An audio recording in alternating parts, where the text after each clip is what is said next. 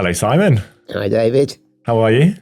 I'm very well. I'm tired, only because I've had an amazing day with all of you and you telling me about everything that you do. But I'm good. Yeah, it's been fun. So yeah, thanks so much for spending the day with us and all the kind of insightful questions that have, I suppose, got us really thinking about kind of disability, inclusion, representation. So it's within business, but then what that means more broadly in society, which I'm really pleased that we're going to get a chance to talk about that today. So I suppose first kind of place to start, could you give us an overview of, I suppose, your career journey and how you've ended up with the portfolio that you're working on today, and kind of what's led to some of that journey that you've had? Of course, and I will try and do it in a nutshell, but that's quite tricky because I tend to talk a lot. But after I left school at 18 and worked for Barclays Bank for 7 years, and as soon as I joined the bank, you do training, you go on induction training, and I loved a year off and went backpacking because I needed to find myself. It was all the rage, it's the mid-90s and everyone goes backpacking. And then I came back from my traveling, started working in the field of disability with an organisation in Manchester, and then went to university because I also thought, I bet I regret it. At that point, getting a degree was still really critical to potentially career. So I studied philosophy for 3 years and spent a lot of time asking more questions because that's what you do. And then during that time, I had met a man called Phil Friend who ran a training company, but they did training in disability. And I thought, hello, here's a potential match here. So cut the long story short, he and I went into business together, did that for 10 years. And then this is quite a long career now, isn't it? And then he was old enough to retire. I've gone out on my own for the last 10 years. And other things have happened as I've reached a level of experience or knowledge to join boards like Motability Operations, the car leasing scheme, or joining the board of the National Theatre. They are the main business. Oh, I'm popping up on TV as well. So yeah, I've ended up now running a training consultancy company on disability, and that is by far what I say I do. And then I have these other board roles with those organisations and podcasts and other bits and bobs. And the I suppose focus on training. You said training fascinates you and has interested you. Why is that? I just remember watching the people who were doing the induction training at Barclays, and I just thought, I want to do what they do. It's really weird that you just watch somebody do something and go, that's it. That's the thing I want to do. I think it's that balance between you're educating people. It's not teaching. I always think training is more about pulling stuff out from people rather than just putting stuff in. And also there's an element of standing up in front of people. And I like that. So yeah, it gave me and still now I do training, and 1 minute it is for the board of an organization. I'm doing 2 or 3 boards soon, and that's full on. And then where was I the other week? At a hotel, and I was doing their front line, people who are serving disabled customers coming in the door. A bit of me says, just you should be doing the boards now, Simon, but I like meeting the people who open the door for me, the people who give me the parking, the people who meet me at reception, the people that show me my room, because they are so critical as a disabled person to making that a really nice visit. And they're cool people anyway. So yeah, it's a real mixture. Yeah, no, I definitely hear that. And you also mentioned there was a kind of a cognitive shift around accepting your disability. Yeah. Was that and the decision to really pursue the career in training linked? Did they happen at a similar time? No. So for Barclays, I was already providing training around banking and business and communications. That's what they trained me to do. I'm going to steal a line. I asked, sorry, this was my first name drop, and there will be more. I feel I should bang the table as a clunk as it lands. Rosie Jones, the comedian, and I asked her, when did you first kind of find your disability identity thing? Yeah. And she said, I've always had the identity, and I'm the same. I've always known I've got dwarfism. That's not the surprise. The difference was being able to engage with it, and even for me and Rosie, is finding pride in it.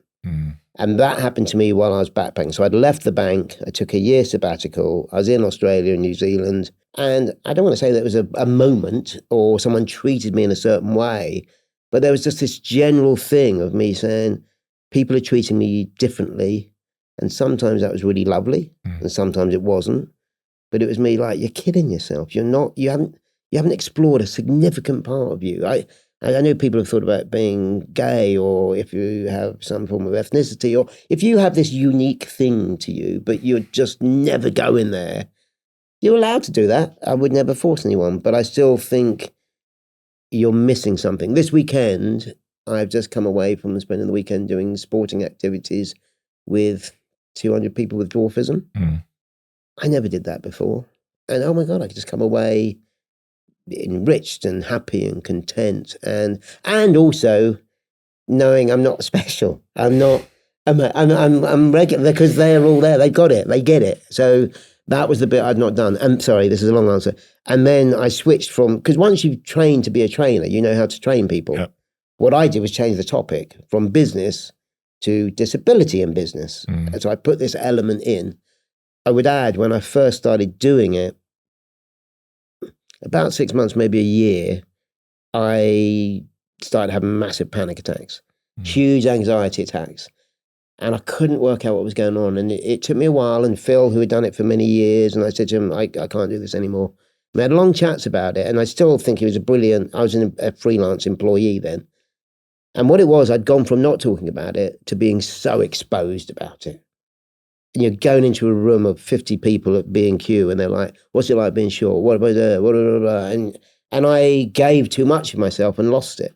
And it took me a long time to work out, yes, use you as an example from time to time, but you are not you need to be representative of all disabled people, representative of the experience, about the challenges, the barriers. And that was a real learning bit for me. And that got me through that kind of real wobble of me thinking, I'm not talking about business anymore. I'm exposing myself too much. Where do I find the balance? I mean, it must have been a real kind of cognitive shock to have gone from, I suppose, you didn't say you were ignoring it, but you weren't massively acknowledging your disability, to then it being so front and center to the conversation. Exactly. And how you're engaging with people. Yep. And there's such a thing that I have to think about between the kind of conscious and the unconscious, right? And we can make conscious decisions, but it can take a while for the rest of our kind of thinking to catch up with it. And it sounds like there was a journey with that. Yeah, that's not a bad way of doing it, because it was a conscious decision, and I thought I was ready for it. But it's a big leap. And I do career development programs for people who work in organizations, and within the 24 hours, the first day, they are sharing things about their own disability that they've never shared before. But I also have to say to them, be careful. Don't suddenly go launching into this, and be careful when you go home to your partner, and how you start talking about it it's going to be, they say, why are you being like this? I'm not used to this. So there's a real balance of learning that about yourself. One of the best bits is to hang out with other people who are similar, because then you can play with all of that. Yeah, and have some guardrails around it. Yeah. And I imagine that you've seen quite a lot of change within, I suppose, the way business engages with disability and talks about disability from when you first moved into training and disability. Could you share a bit about that? How has the business world evolved and changed since you started working in the field? I'm pausing because I can do a positive and a negative on this. I'll do the negative first, because then we can finish it slightly smiley. Finish on a high. I would argue in some ways we haven't, because the unemployment rate of disabled people is pretty similar to what it was when I first started doing this work. I think there's more disabled people. I think the identification is very different. So there are reasons that, there could still be a lot of people. And I still think disabled people face increasing barriers. And I would also argue that it might be in certain pockets of organizations and businesses, but is it at executive level, and do they talk about this? Is it so within the systems and processes of an organization that when that brilliant person who loves all things disability leaves the company, does it all fade away with them? Is it embedded? So there's lots of areas where I still think, but that's me painting probably a disproportionately negative picture as well, because I think if you're employed and have a disability, particularly in the UK, I think it's better than it's ever been. I think just in terms of pure physical access, we're so much better. Still not perfect. Yeah, always that caveat. I think there are more opportunities, and there will be execs who will talk about their own disability. The career development programs I now do are not just for entry level or, been there a few years type people. They're for managers who have disabilities. So it's trying to get them up. So the whole thing has progressed and got more sophisticated. I can name a dozen organizations that have brilliant adjustments processes. And so I have this condition, I need some sort of variation or support or adjustment. And there's a process, there is funding, there are managers who are comfortable doing it. All of that stuff is fabulous. So there is huge changes. I still think there's those fundamentals. I need a bit more of a shift. So I suppose I'm hearing that the kind of awareness and focus on disability and representation has improved within an organization, especially in terms of seniority. However, there are still some real structural barriers in place, and actually too often it's dependent on single people and champions within organizations that can then leave. Absolutely. I mean, I can think of a couple of caveats to that. The difficulty I have as a freelancer is these annoying organizations now employ people to do the work that I used to do as a freelancer. So they now have in-house people. A very good example is the BBC. And there's my friend of mine, Nicola, who does a ton of brilliant stuff with them. Yeah. Oh, damn it, Nick. I mean, by the way, she's better than me, so she should be doing it. But in the olden days, I'd be able to go in there. So they're bringing people in, or they're people who are already there who do it. I think of the Valuable 500, and they have got all these organizations, their boards to sign up. So that does make it a board agenda item. And now they're progressing that to say, we want accountability, not just a pledge. We want to see what progress you're making. So, your point is a good one, and it is about having it there. So when the brilliant individuals who push this leave, does it still carry on? And there's a kind of theme around visibility as well, which I suppose talks to the work that you do in the arts and in media. And there, I suppose, would you say that there's been improvement in terms of representation within arts and media? Yes. And it's interesting because I'm still a bit old school. When people say representation, I immediately think purely TV, theatre, podcast, maybe advertising, that kind of stuff, all those. Yeah. I forget representation can be included in an organisation, just that we've got a staff network or an ERG, or we've got an exec who talks about it. So representation is really, really broader than I sometimes think.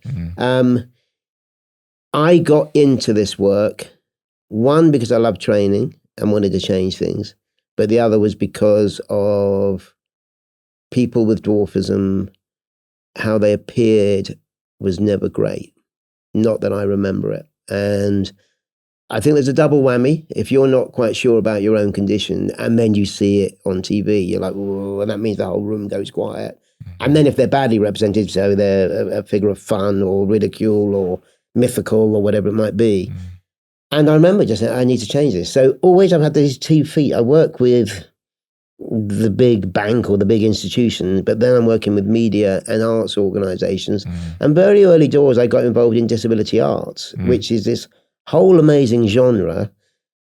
Occasionally I get frustrated because it's a bit of what I call, it's a ghetto. And you can be a brilliant disabled artist, but your arts council funded, but not enough non-disabled people come and see you.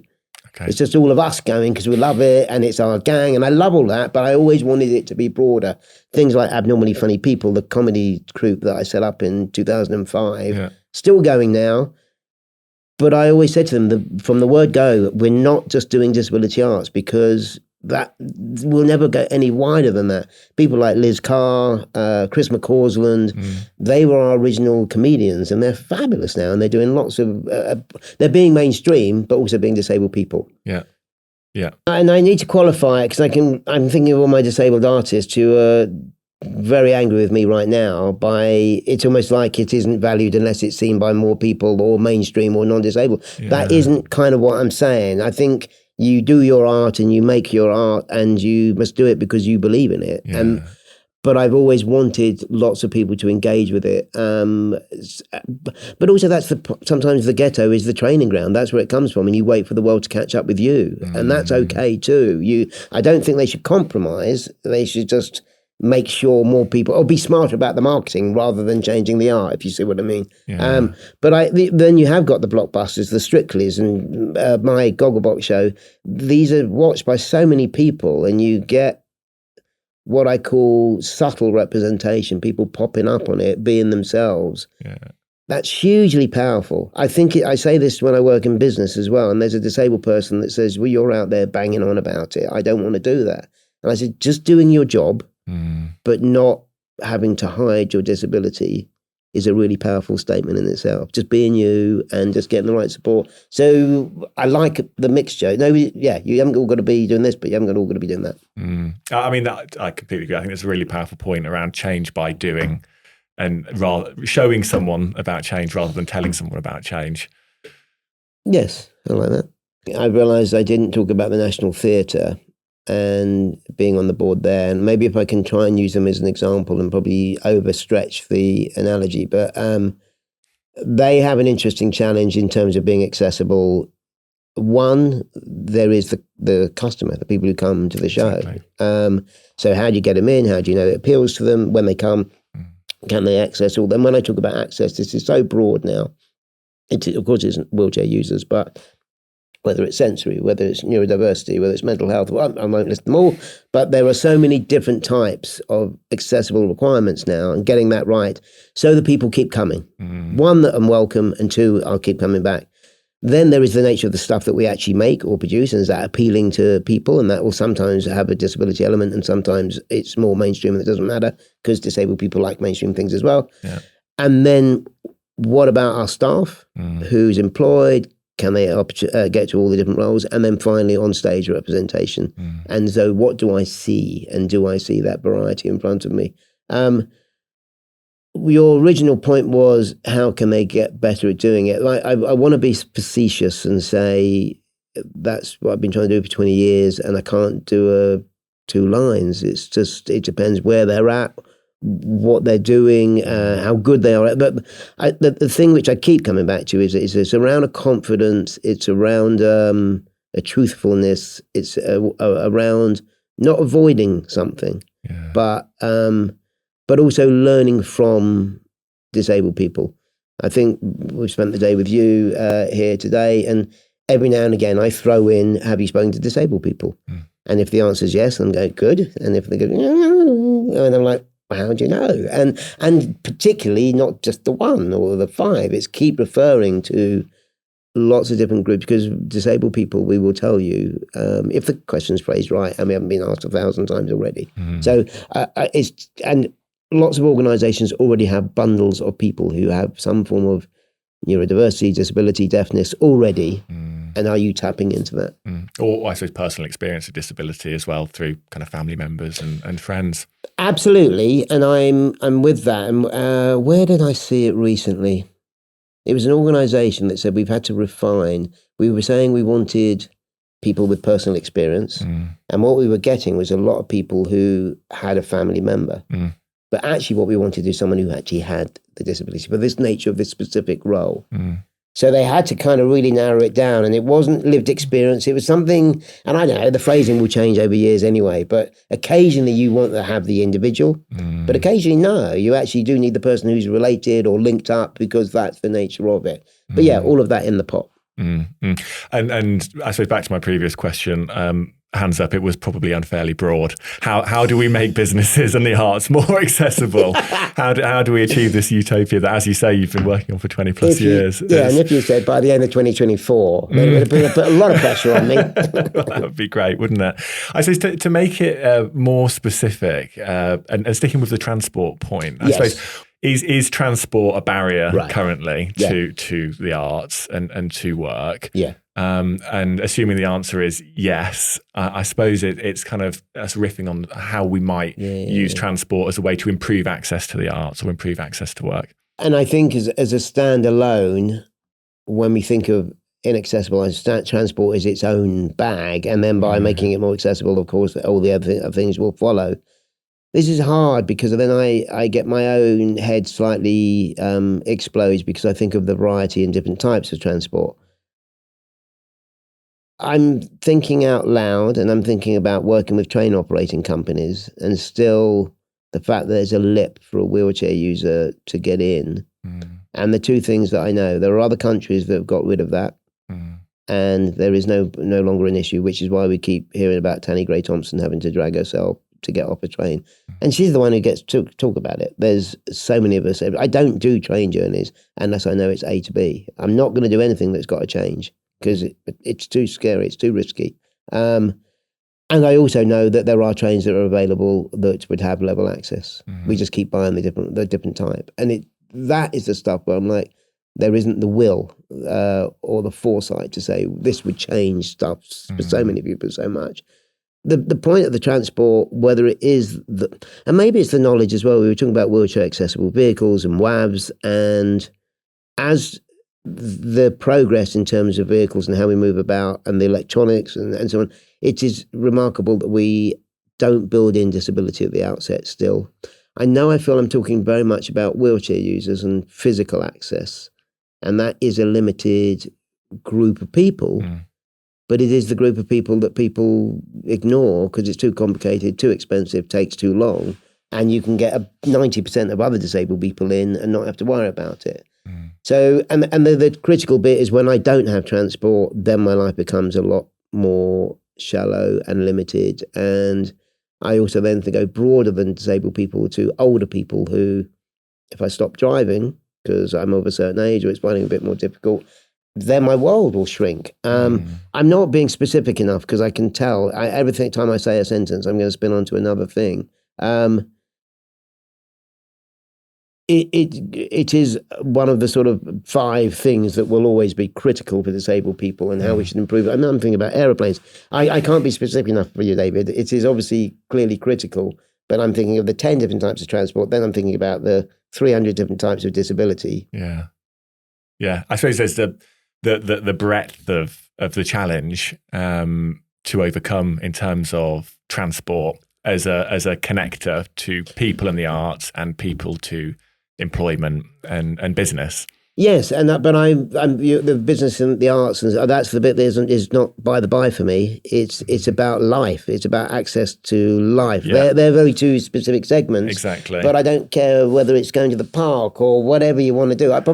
Maybe we could squeeze everything into arts and business in some shape or form. Is swimming part of the arts? Arts, business, and life. Shall we say? And just bucket everything else. Sports and activity, all the things. It is the limiting part. You've got the double barrier of without transport, you're stuck. And then if it's inaccessible for whatever reason, then your life is more limited. So it's I suppose such a key enabler, and I suppose it's for me it's not the transport itself that is the kind of exciting bit. It's what that transport kind of creates and opens up around it. Just sticking with this theme for a little bit longer, you kind of a minute ago mentioned that people have there's been limited progress in the examples of train and aeroplanes and other transport as well because of it being difficult. So people, especially in terms of mobility impairment. So because it's difficult, people haven't invested the time to solving it. Do you think there are other reasons as well why it hasn't made as much progress as we perhaps would have wanted? Well, I think it's mainly because it's difficult. It's expensive. Yeah, it costs more. Yeah, and unless they can see that immediate return, or it's also a weird one because it's a very old line we used to say. It's assuming that the disabled person will only travel on their own. And, lots of disabled people go on holiday with their family and their friends. So if you're denying me, you're denying the rest of the people. Yeah. But it was always seen as, an aeroplane or a train is a great example, or a bus. You've lost 3 seats because the wheelchair user is going to take up that space. But that's where we're saying we've got to have that either through legislation or you invest in it now, build it in, and then it will just keep returning because it is a natural part of it. So I think there is a resistance, whether it's too difficult or costly. If I want to be kind, but even then it's still unforgivable, they just don't think about it. It's not on the radar. Yeah. And I think that talks to the point of it's an afterthought, as in if kind of accessibility is planned in at the outset, it's much, much easier and more cost effective than trying to retrofit it into systems, be that transport or otherwise?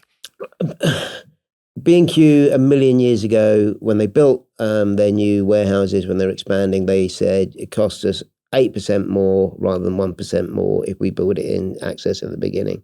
This is so old, this stuff. You kind of think so, but it wasn't that it's the bolt-on is because they don't either have the legal requirement to do it in the first place, or it's not on the radar, so they don't think about it. Earlier on, when I was talking with colleagues here, I talked about a trip to Berlin to talk with mobility as a service, all the amazing tech organizations coming up with all sorts of different types of mobility as a service. And of these 10 organizations, none had thought about accessibility. Yeah. And this is it. I kind of think this is Berlin, it's 2020s. And let me be slightly disingenuous. You kind of think each generation is going to get better about this. How can they not think this is part of the population? That's the bit I don't get.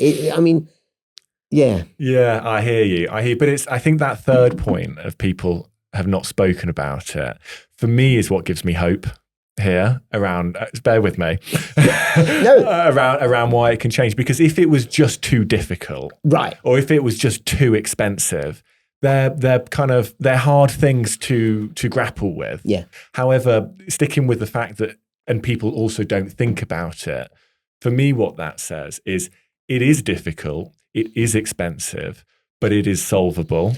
And if it had people in the room at the outset thinking about it, the difficulty and the cost barriers could be significantly reduced, especially if you overlay technology onto it, such as your example from Berlin. That's where the step change happens, I think.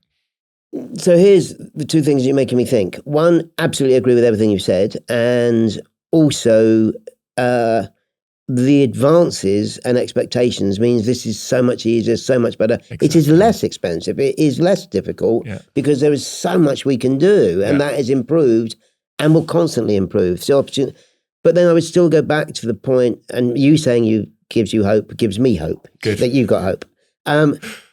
But the bit then I'd still wonder about is why on earth is it law then? So why? It's not like people go, I didn't know disabled people existed. I'm sorry, they only live in care homes, or they've never come on my radar. It is everywhere.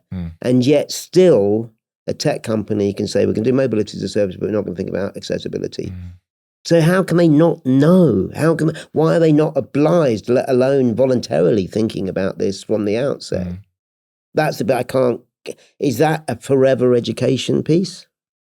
Yeah, I really appreciate you putting me on the spot with it as a question. And for me, it gets to two of the things you said. One is around the policy environment, and why has the policy environment taken so long to catch up with reality?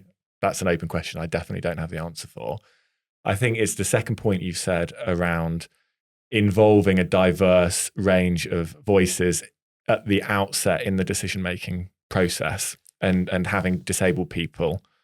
And I know that's a broad generalization because there's so many different types of disabled people. It's not so much that, it's them remembering we've got to speak to them in the first place. Exactly. They're not even starting it. At the outset, you know, and round the decision-making table. And by the way, I didn't mean to put you on the spot if you've come up with an answer. I'm thinking of being in, when I first started doing this work, I used to do this sort of Venn diagram of why you should include accessibility and disability. Yeah. And it used to be moral, legal, financial. Yeah.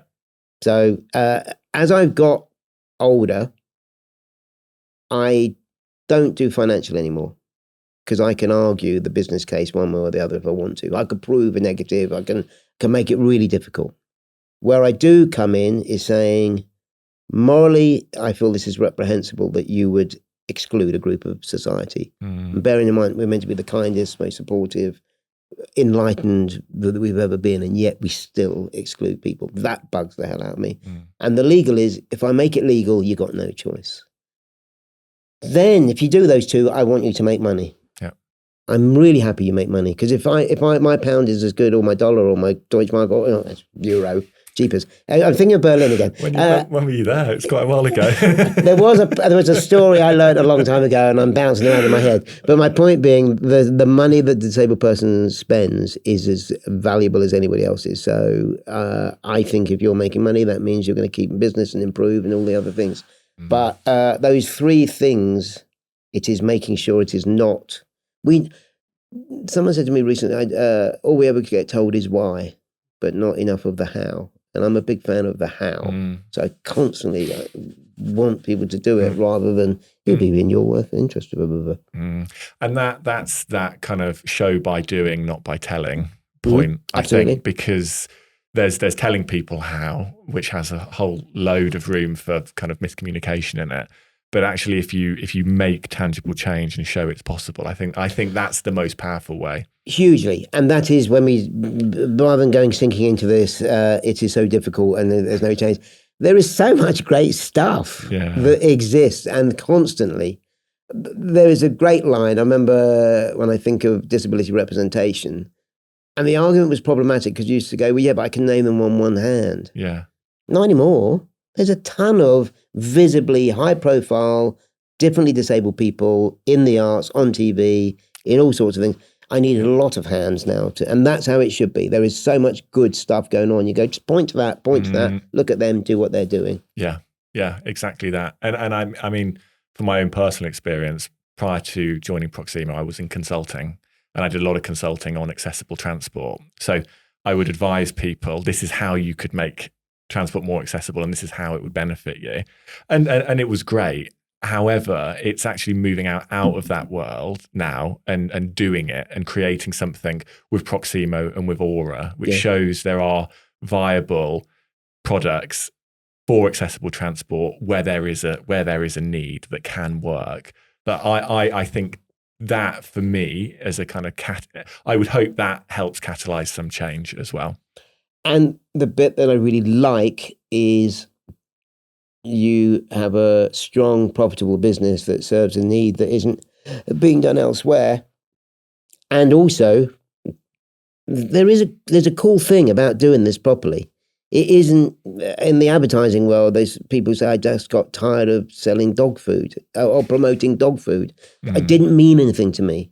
Whereas if you do get this right around disability, even if it's part of a broader thing, it might mean something more. You're doing more than just getting the quid in or the dollar or the euro. There's something else. You do a brilliant job and you're doing something that is improving the world. That's really cool.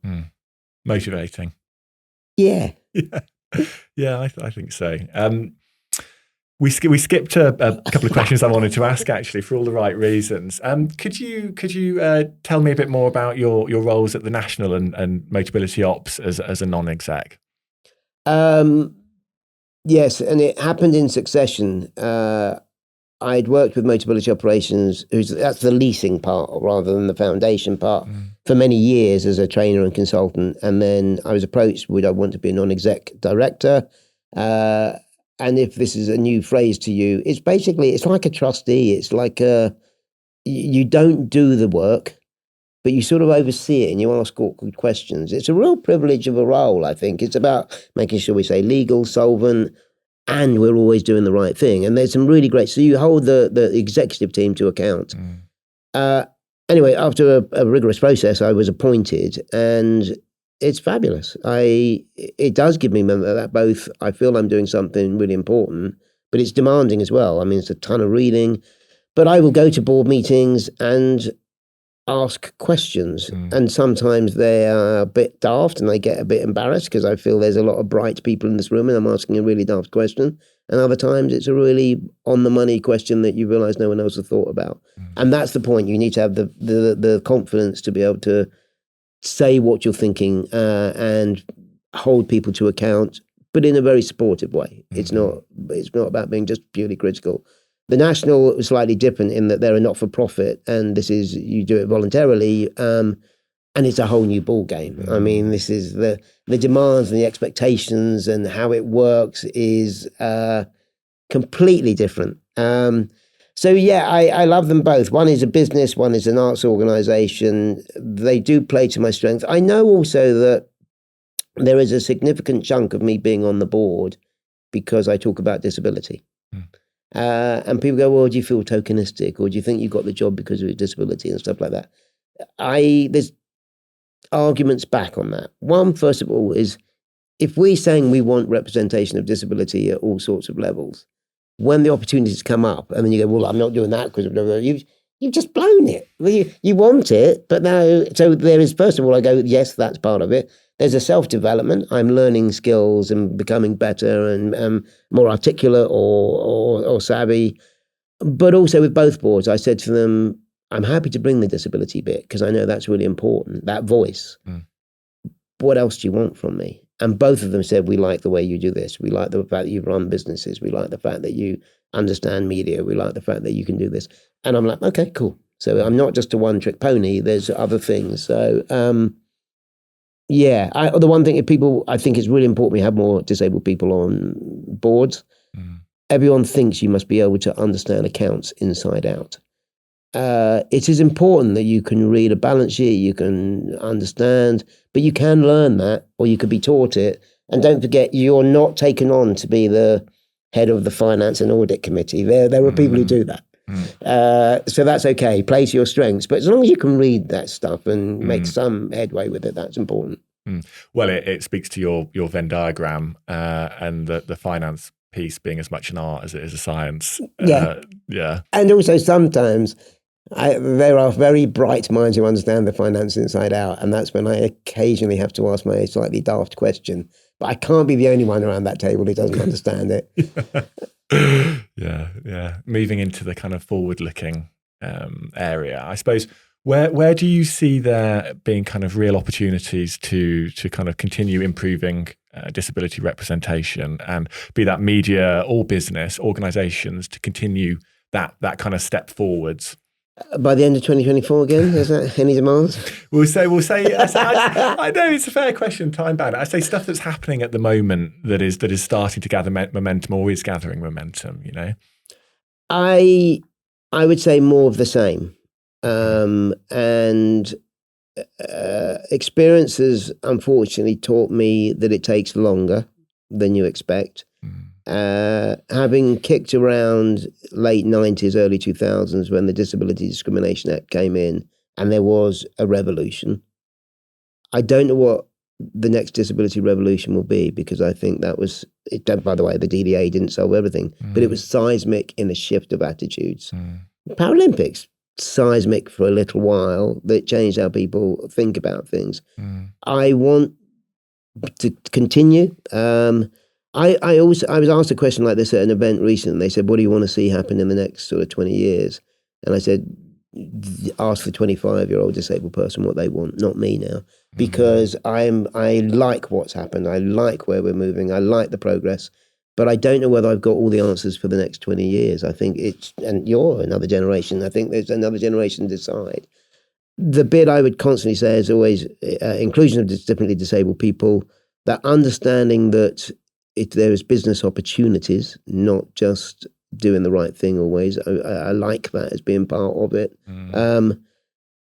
And every field, I mean, I do think disability does touch everything. So it isn't just down to accessible transport. It isn't just down to accessible arts. Whatever someone in an organisation is doing, disability will touch it. Maybe tech, that might be the obvious one, is that we got to make sure anything we create or build is accessible in different ways, and whether that's the basics of alt text or subtitling, but also in the design. So these are all enablers that we build it in, and it will be fantastic, sort of leveling that playing field. I feel I'm being a bit too broad rather than giving you specifics. But, no, it's helpful. I'm hearing it's around visibility, representation. It's around the enablers with tech. It's around planning things in at the outset, when change can really be impacted. And the other point you raised around the business case and bringing the business case to life for organizations as well. And I just, it feels like there's been strides there with organizations seeing that there's a kind of moral and commercial kind of opportunity. Is there, how can that be brought up the agenda for businesses further, do you think?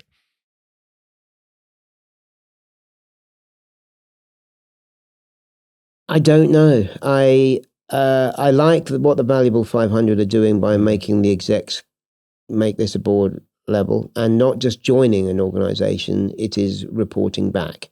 So I think the organizations like the Valuable 500, Business Disability Forum, and there's plenty of others, those who can support the big organizations trying to improve and change. I haven't got a simple answer.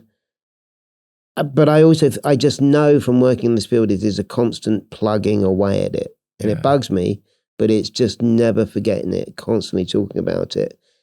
Even as you were feeding back what I said, I have this nag in the back of my head, which is not being representative enough in myself. And what I mean by that is there is always a risk that we will go for the easy stuff.